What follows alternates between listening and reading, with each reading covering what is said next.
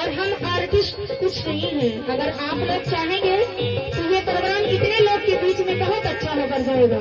अगर आप लोग नहीं हमारा साथ देंगे तो हम कुछ नहीं कर पाएंगे, है ना? सही बात है ना? आप लोगों से मेरी गुजारिश है कि बैठ जाए और कव्वाली खड़े होकर नहीं सुनी जाती है, गदब के दायरे में बैठ कर सुनी जाती है। सभी जगह जो हमारी माता ने सुनेंगे कैसे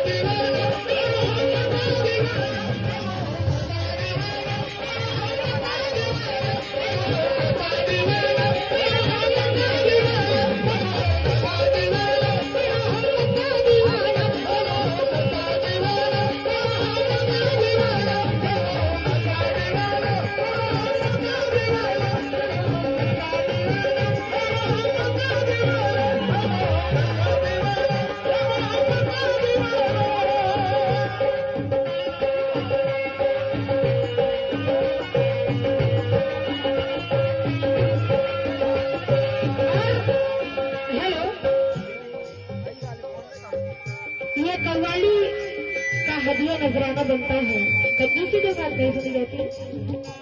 क्योंकि माशाअल्लाह आप लोग तो इतने अच्छे हैं, आवाज बढ़ाइए। Hello hello hello hello. और हमारी माँ बहनें भी, आप लोग भी अगर यहाँ नहीं आ सकती हैं तो किसी के हाथ, अपने बच्चों के हाथ सत्ता भिजवा सकती हैं। लेकिन कैसे